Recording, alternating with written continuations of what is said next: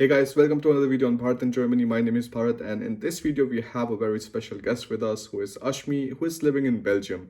So, we are going to learn from her what is the education system, what are the living costs, how are the job opportunities, and many other things in this video. Rashmi, welcome to this call. Tell us a bit about yourself, and then we jump into the questions. Yeah, hi Bharat. So thank you for inviting me for this call. So my name is Ashmi, and I shifted to Belgium last year in Feb. So my husband actually got a job here. So we decided to take a chance, and we both were working in India in Mumbai and Pune. But then he got a chance to work here, so we came here, and I was working as well as a software engineer. But then I wanted to take a career change because I was not enjoying my software engineering field that much. So because I shifted to Belgium, I took the chance and started my YouTube channel. So I'm working on my YouTube channel full time right now, and hopefully we'll make a career out of it. So that's the plan. So I make videos regarding, of course, living in Belgium. So many people, oh my God, many people ask me about what is the cost of living, the visa, and renting, and all those stuff. So I make videos regarding that. Then I make videos regarding my other love, like food and travel. So it's a mix of whatever I like. So that is what I'm doing right now. What was the biggest difference that you see essentially like when you were living in India and like living in Belgium now? Because like the most common things that I receive is okay, the quality of life is different. You don't have so much traffic, you don't have so much like noise all the time, like around your house. And I think like in India it's very difficult to just like get out of it. What kind of things did you feel are very different here? Yeah, exactly these points. So main is the work-life balance.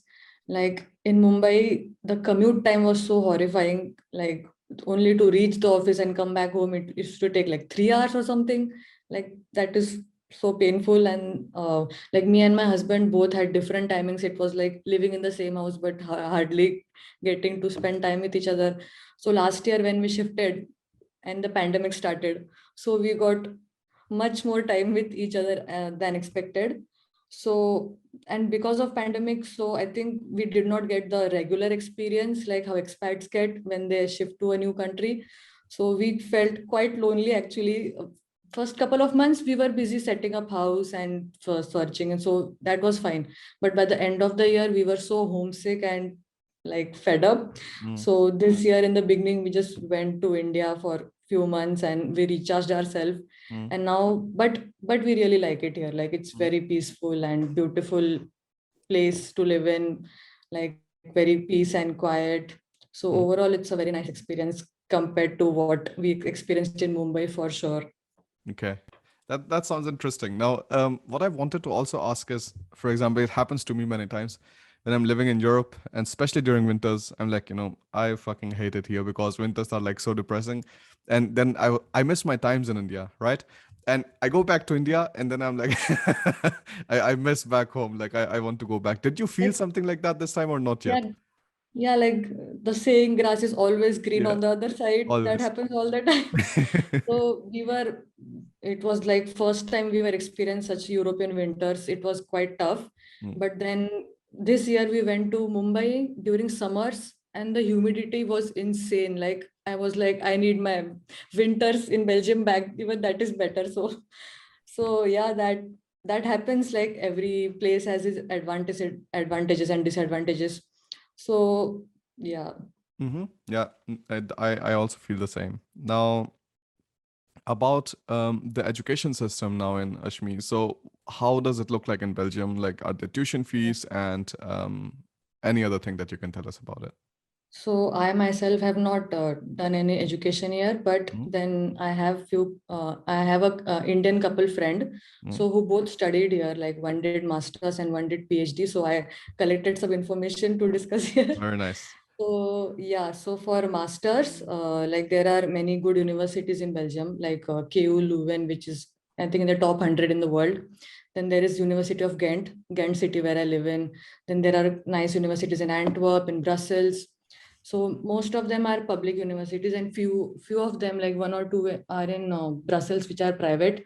So yeah, it's a mix of both, Mm, but these are very good universities. And but my friend told me that they observed like a little less international students coming to Belgium universities compared to like universities in Germany or in Netherlands, other European countries. Like out of 60 in a class, like 10 people will be of international students. That is the ratio. But yeah, and masters, like they are like tough. All are in English, obviously, Mm-hmm. the master education, but they are tough to like study. And most important point is that you cannot do masters in whatever you want to. If you have done bachelor, suppose in computer science in India, so Mm-hmm. you can only do masters in computer science here. You cannot choose any other field. Mm-hmm. So you need to have that background. If you want to do masters in your field of interest, you need to have the bachelors in the same field as well. So that is a very important point to know. You cannot like do Yeah, bachelors yeah. in computers and do masters in like finance or something like Mm. that, just to give you an example. So yeah, and then regarding the fees, so for international student for 1 year, it is like 5,000 euros. Mm-hmm. But for the locals here, it is 900 euros per year.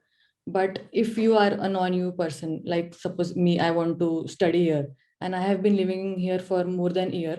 So I have the eligibility and I can apply for masters and pay 900 euros per year, like the locals. Mm-hmm. So that is the difference for these international for students coming directly from India and studying here. And but if you're living here and studying after a year, then the fees are reduced.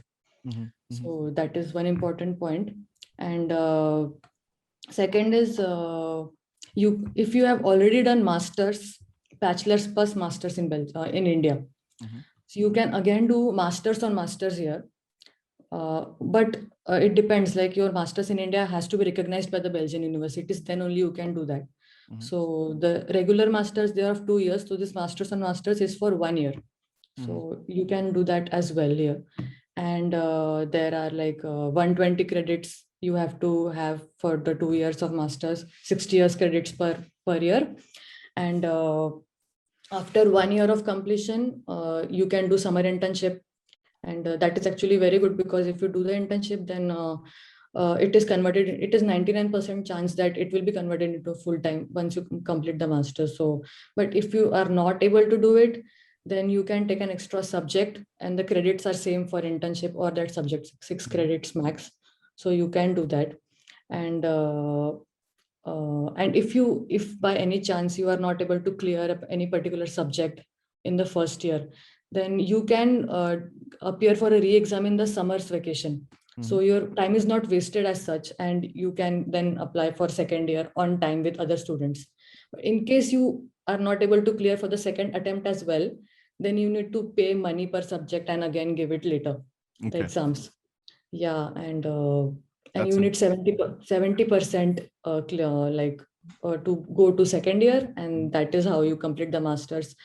And one important point is that although there are many viva exams and oral exams, so you need to have your knowledge very clear, because the professors will discuss in detail about every subject in detail. And so yeah, so you will be, if you do masters here, then you are very like easy to get a job. You will be able to get job very easily, because the companies know that masters is not easy to do. So the person has done it, so obviously he has the knowledge, so he's worth getting the job here. So that is how masters work. And if you want a little background for PhD, Mm-hmm. so that couple I was talking about, one has done masters in civil engineering and other had done PhD. So for PhD, you need to approach the professors of the university, like under which you want to do the PhD. So after mailing, the professor will contact you back and discuss. And if he finds you eligible, then you can start working under him or her, the professor. And there are some criteria you have to fulfill, and just one time registration, 600 euros you have to give when the PhD starts. And then after that there is nothing, and you will get 2,000 euros per month while doing PhD. And it will keep on increasing per year, an increment. So it goes up to 3,000, 3,500 by the time you complete PhD, and it is completed by max 5 years. Mm-hmm. So that is how the education, like higher education, is there in Belgium. Mm-hmm. Mm-hmm. That's actually one of the most detailed, I think, information that I received from anybody I've talked to like previously. Also there's parts of like, let's say if you fail and then you can write the exam in the next semester and so on. I think like this is like a very standard for like European universities. Germany has the same, many other universities have the same, but like I know in India we had to wait for an entire like a Yeah, year to write the exam like again. waste of time. Yeah. Yeah, I think like in my first year I failed in maths or something, and like we had a mass supply, so we had I think 80 students were in a batch. 76 of us like received a back, and then like we had to write the exam again, and that's how we know. But like I think in Germany it's very nice that you can write the exam directly in the next semester. That's very nice. The same Yeah. in Belgium. About the Yes. fees, I think like the fees is of course, I mean like Germany is the country which tries to like lure everybody in because they know Yes. that they need more immigrants. So there was a stat recently which said like Germany needs 200,000 immigrants every single year for them to like keep up their tax and social system so that they Yes. can Yes. pay Yes. their, I've read about this. yeah, Yeah. yeah, Germany is highly dependent on immigrants yes, for their yes, economy. Yes. yeah, yeah. So like that is the reason why they are trying to like I think still keep education free, because it's a nice way to like lure people inside, and then like they start paying taxes, they start working and so on. So I think that's very interesting. Other than that, what kind of living costs, Ashmi, do you have in Belgium? So in Germany, for example, about the studies and stuff, everybody knows that the tuition fees like it doesn't exist. You have semester contributions, which is 90 euros per semester to 300 euros per semester. So at max, you pay 600 euros also for international students for the university. Now, the living costs actually in Germany are also not so massive. You have like um, 450 to 600 euros. Like this is the range in which you can like very easily live in Germany, compared to like not compared, like according to your smaller cities. If you're living in a smaller city, of course you pay less money. If you're living in a larger city, then it's more, it's around like 600 euros. So how Yes. are the living costs in Belgium? Actually, pretty much the same. Like it is not cheap, but it is definitely like not very expensive as well. So like Brussels, the capital. So for 1 BHK, I think it will be around 700 to 750 euros. Mm-hmm. And it will obviously increase if the size of the house increase, the number of bedrooms and the location. If it is in a prime location, it will increase like above 1,000 euros definitely. Yeah. So like for our house, we live a little close to the prime location, but because our city is not very big, the Ghent is a very medium size city. Mm-hmm. So like for our 1 BHK apartment with a huge garden, actually we pay 840 euros. Mm-hmm. But we have our parking space which we give on rent because we don't own a car. So we rent it on 85 euros per month. So it comes to like 750 euros for us, which is I think pretty decent. And regarding the other expenses like the food, grocery, and if you eat out, so that comes I think to around 500, 600 euros for a couple. Mm-hmm. Like I have noticed, like for grocery shopping, it comes to like 50 euros per week. Mm-hmm. Yeah. And but of course, if you go to Indian store, the prices shoot up because of like Yeah. only for a couple of products, it gets so expensive. Yeah. Like our budget, it just get ruined. But and if we hardly eat outside actually because we don't find much options. We both are vegetarians, so that is a big problem. But if we go out and eat sometimes, then it is a little expensive dining out here. Like one person, it will be 15, 16 euros per dish. Mm-hmm. So yeah, that so food expense is like 600. And then for other cost of living, yeah, regarding the utilities, so internet is a little expensive. Mm-hmm. So like How per much are you month, paying? so Wi-Fi we pay I think 35 euros. Mm-hmm. uh, And how much is the speed? uh, how much is the speed? 100 Mbps. Yeah, 35 I was euros. lost. Yeah. Yes. Okay, And that's for our expensive. phone, like it is like 15 to 20 euros we pay per month for our Mhm. phone and Wi-Fi, just 4 GB internet. Like, yeah, that Exactly. This is like the biggest shock I that's think that not. Indians get. Like instead of like having GBs per day, you have GBs per month. Yeah, That's like crazy. how silly. Yeah, yeah. And But regarding, I think this is like not the same everywhere. So Germany is also like very, very infamous for having bad internet. So in Germany, you pay 25 euros per month and you get like 100 Mbps. But yeah, right now, for example, we also have a house in Denmark. So in the summer, we live in Denmark, and we pay 56 euros for internet per month. But we have 1000 Mbps connection. It's like super fast. And we so have these, worth the money, yeah. yeah, absolutely. And the SIM cards and stuff, for example, you have plans for 100 gigabyte, 80 gigabyte, and so on. And it's very, very cheap. But the con is that it's just like, national. So if you're living in Denmark and you're like not roaming around, then yes, you get all of it. The benefit of like, let's say, other Central European countries is that roaming is generally included. So like if you go to other countries, you will have the same kind of plan like still active in other countries. But for example, we have a SIM card from Romania, one from Denmark, from Germany anyways. Like we see that like the plans are like very, very different. But yes, Germany is also infamous Regarding for that. this point, roaming point, we had a bad experience. Like Okay. recently, we went to Spain. So Mm-hmm. my husband, he changed his plan for a month. Mm-hmm. Like usually we take 15 or 20 euros per month, but he took that 40 euros scheme Mm-hmm. with unlimited calls and unlimited internet. Mm-hmm. And then after coming back, after a month, he went to the like same office to change it, and they are like, it cannot be changed now. It is permanent. You have to pay 40 for 6 months at least, and then you can change it. So this is kind of a fraud. Yeah, exactly. Ashmi, 100%. So I tell you, like the SIM card contracts in Europe, they are an absolute scam. Like I Like no never idea. recommend anybody to like enter a contract. So we use now prepaid cards. So like if the we don't have the money, it goes to zero, then we put the money inside, it can run. Yeah, But yeah, yeah. previously it happened to us that we wanted to change our cards, right? And they gave us Mm, two new SIM cards, one for Alina, one for me, and Alina already had her previous number. So mm. they said like we are going to quit your previous number so that you guys just have like two SIM cards for two people. Makes sense. But no, they didn't. So what ended up happening was the contract gets extended for 1 year. So you're essentially paying for 3 phone contracts, and there's no way you can get out of this. So I never recommend ever to go into any kind of like phone contracts. It's just bad, like nothing else. It is bad. It is bad. We are paying a lot. Yeah, like 40 euros per month is definitely a lot. Mhm. So, and regarding the cost of living, I was talking about. Mhm. Yeah. So that regarding the transport, like Belgium is a bicycle friendly country. So you can save a lot if you own a bicycle. And we go everywhere with our bikes and we love it. So, but in case you still want to use the public transport, the bus, tram, and train is excellent. The service is very, very good. You can take a monthly pass of 50 euros and you can travel by that.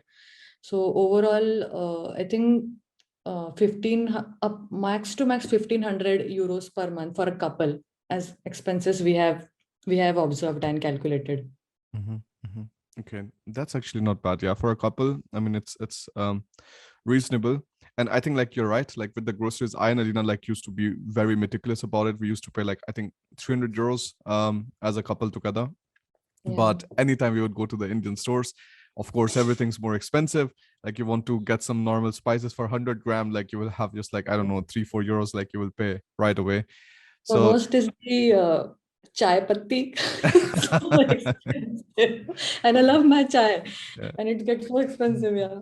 yeah, So yeah, I got kilos of chai patti from India this yeah. time. No, better.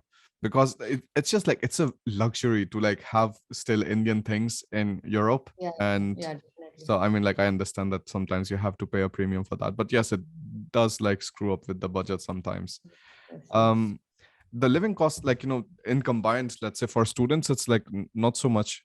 Like I said, like it's like 400, like 550 to not even 500, 450 to 600 euros with everything combined. So in Germany we also Yeah. have to pay health insurance. So like students also have to do it, and that's like 106 euros per month. And then the rent of the shared apartment, that's not much. Like in when you go to the Eastern Germany side, you have very little rent. So it's anywhere from 120 euros to 180 euros per month. And if you go to And the, yeah, 120 to 180. wow. And when you go to the major cities like Munich and stuff, then of course you end up paying more, 350 euros, 400 euros, like that's completely normal. And that's also in a shared accommodation. Then the groceries, like you can generally manage, students generally manage with 100 euros or something. And then 100 euros is your there's health insurance, things like that. And then sometimes like you have your additional cost. Like Wi-Fi you generally never pay for because it's like always included in the Yeah. main rent that you're paying. And also if you're living in student dorms, so anyways, like that's also like, you don't have to pay anything extra for that. So it's pretty like, student friendly. But as a couple, like when I and Alina, we used to like kind of see our costs. It's very similar. I think like I don't think there's a massive difference in the living cost there. Not very massive, yeah. Yeah. But regarding the health insurance you were talking about, like Mhm, in Belgium, it is very interesting. So you have to pay social security every year. Like my husband works and he has to pay 13% social security from his salary, and mhm, that includes the health insurance and all the other welfare system which you get from this country. mhm, So per month, I think health insurance comes up to 6 to 7 euros, mhm. because we already paid the 13% in social security, so Okay. that is a good thing. Like, yeah, that health insurance system is very good But here. 13%, isn't that a lot of money? Like if you're making it is 50,000 it is euros, like like, Belgium has one of the highest tax rates in Europe. yeah. like for 13,000 in tax bracket, 13,000 euros, you have to pay like 25% on that, and it goes up to 50% if you are earning more than 41,000. So that's Yeah. insane. That's really bad. So in And for Germany such about a the, small country. yeah, yeah, yeah. I mean, like maybe like that's the only way they can survive. I don't know. Like I personally don't believe Because that. Belgium actually is a very complicated country. Like there are Mm, three official languages, three mm, types of government mm, handling it. Like we are in the Dutch speaking, the Flemish part of the country, mm, which the government is different. Then there is Wallonia part, which is the French speaking part of Belgium. Government is different. And then Brussels capital is bilingual officially, both mm, French and Dutch. Then there is a small German speaking community as well. mhm. So to manage all this, they take so much tax. That's crazy. So, I mean, I understand like the logic of taxes sometimes, like at a till a specific amount, I understand that. But like, some of these countries, like you take a look at Austria. Austria charges you 55% tax if you're earning above 1 million euros. I mean, like it sounds like a lot, but when you hit that, it doesn't feel nice to like give more than half of the money to like somebody else. And like Denmark, you have also 56%. Sweden also has something similar. Germany is still like a bit more capitalistic in the way, like from the Western European countries, and that is you have the maximum tax rate of like 45%. It doesn't go above that, but like that's on your taxable income. That means the social contributions and the health insurance and everything that is already deducted. So that's one thing you have to keep in mind. And another thing is that you always have a maximum amount of health insurance that you would pay. So no matter how much more money you're making in a year, you will only pay money on at the rate of 5,000 euros per month. So even if you're making 10,000, 20,000, 30,000, whatsoever, you pay a maximum of 900 euros per month of health insurance. And this is also divided between the employer and employee. So if, Mhm. for example, I was a this self-employed person, so I used to pay 900 euros per month, and this is a lot of money for health insurance, and especially Yeah. when you're young, you're not using it that much. But if you're like an employee, then all of this is like shared between countries. So that's another thing. So I don't think like for taxes side, I think like Western European countries are so nice, but it's just the benefit of being in Europe. Like once you come to Europe, then you can pick and choose. You can pick and choose your country. You can move around. For example, Yes. Yes. we started our business in Germany, was very nice. We have a business in Denmark, also nice. But then afterwards, when I started my next business, which was the marketing consulting agency, I was like, okay, like this is like very high taxes. And we set up the company in Romania. And like we spent some time there. And like in Romania, it's very nice. You pay 1% tax on your entire revenue, and you pay 5% tax on dividends. And that is Starting, pretty yeah. much it. Yeah. Yeah. So like I Yeah. think this is the one thing that people should keep in mind when you're like going to US, UK, Canada, Australia, or something. The problem with that is you're stuck in that one country. If you Yeah, come one to system, Europe, yeah. yeah. If you come to Europe, it's just all like, pick and choose whatever you want and whatever fits Yes, in different yes. phases of your life. Yeah, we just started last year, and like we don't know in future, maybe we'll be in another European country. Let's see. Yeah, Anything and can happen. that's a nice thing, Ashmi, because you can just have an open mind. You can just like Yes, yes. choose. That's so nice. It's like I always feel like the countries in Europe are like states of India. Yes. Yes. Absolutely. Language changes, culture changes all of a sudden. Yes, yes, yes. Yeah. Perfect. And so that's also very nice. And let's talk about the job opportunities a bit. So do you see a lot of companies here, Ashmi, or like, is it easy to find job? So Belgium has a very good job opportunity system, and lots of immigrants get good jobs here because there is actually shortage of skilled workers, locally skilled workers, especially in IT engineering. Mm-hmm. So like if you have a very good experience in this fields like IT, like couple 5 to 6 years, then that is how my husband got the job here. Like he never applied on his own. We never thought of actually coming to Europe. His skills were like LinkedIn. On LinkedIn, his current employer found that Ah, skills are matching required. So like they approached him. He just like gave the interview and and just like that, we never thought. And we after 1 year of marriage, we are in Europe that's unplanned. very cool. So like Belgium has a very good opportunity thing. So if you want to come to Europe, you can definitely try in Belgium. Mm-hmm. Then obviously there are other non-IT jobs as well, but like any other European country, language is the biggest thing. The boundary which you have to cross. So if you know the language, then excellent. You can get jobs in all kinds of fields, Mm-hmm. public like teaching or in medical field, in construction field, like tourism, banking, all kinds of jobs are there. But obviously you need the language. Mm-hmm. But Yep. but it is not difficult to find. Like some countries, I think it is very difficult to find Yeah, yeah. jobs, but Belgium is decent. Yeah. Mm-hmm. Yeah, and I think also like in the IT field, it anyways is like it's so much better. Like you generally can find jobs like in all sorts of places, and also like without much like local language proficiency. If you come Yeah. to other fields Now I like, have taken a break mm-hmm, from my job, but if I decide to do it again, I think I will be able to find it because I'm already living in Belgium. mm-hmm, And also for those people who have done education here, so masters if you do, I think there are 100% placements. So my friend was telling that everyone got jobs and some got multiple jobs. mm, So if you do your education here, you will get good jobs for sure. yeah. No, no, absolutely. I think that's the benefit of like, being in Europe and just like being in better countries. Also, like in Europe, you cannot go to like any country. For example, like Romania is like good for like having businesses, but it is absolutely bad for employment.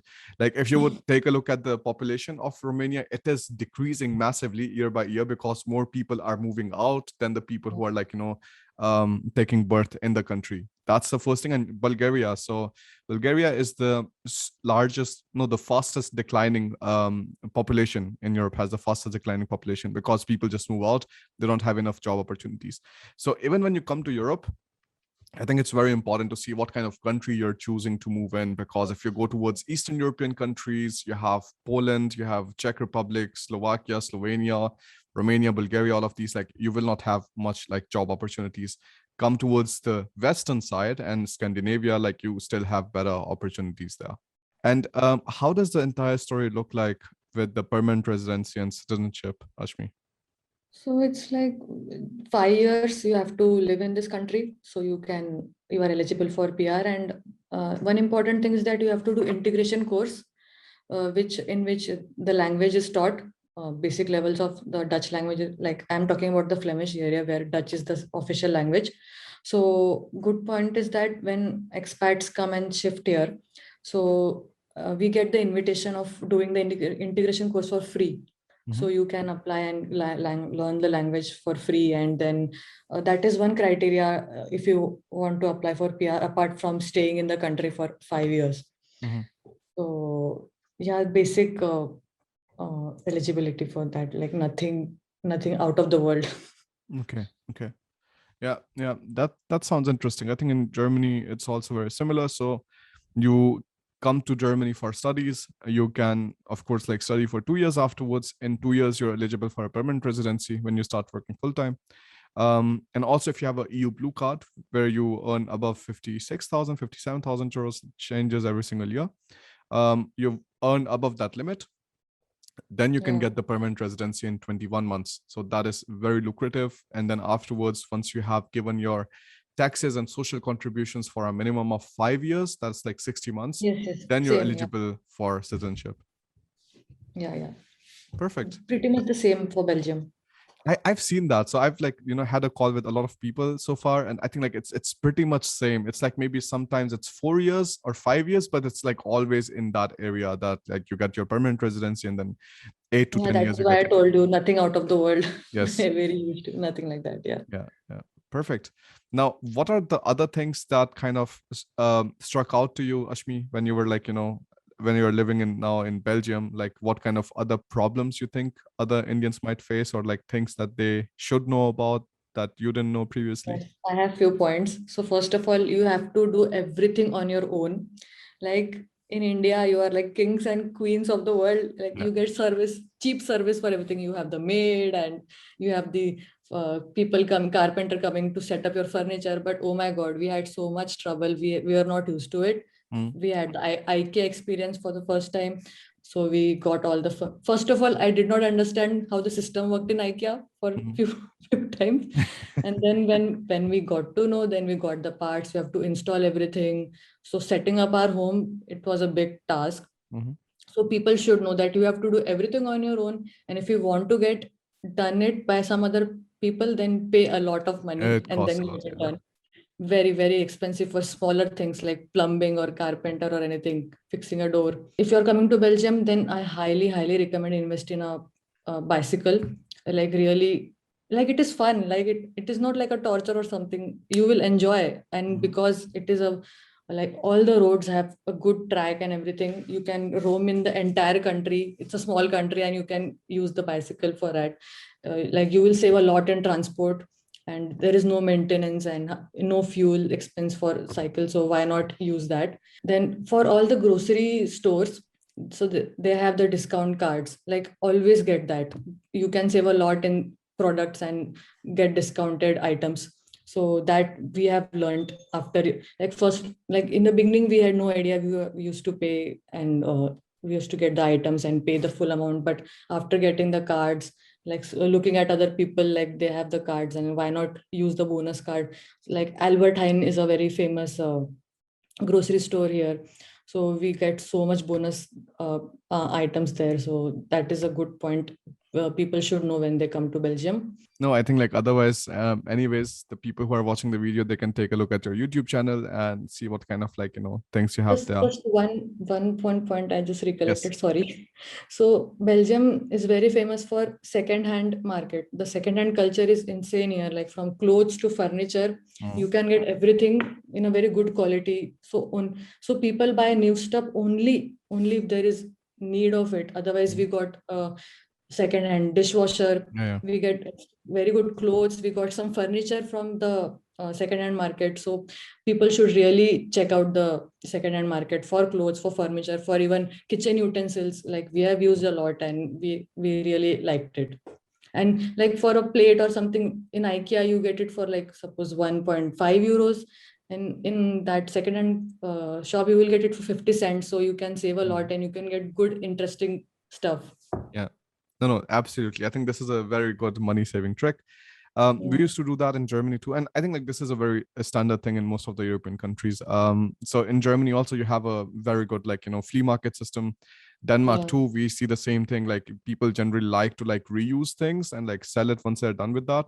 And in Germany, I think most of our apartment was with secondhand stuff, other than of course the important things. So the mattress, the fridge, the sofa. So like that is something that we don't want to like use secondhand. But other things, if you have some table, you have a computer. Like we also bought a computer secondhand. The dining table that we had was secondhand. So Same for us. yeah.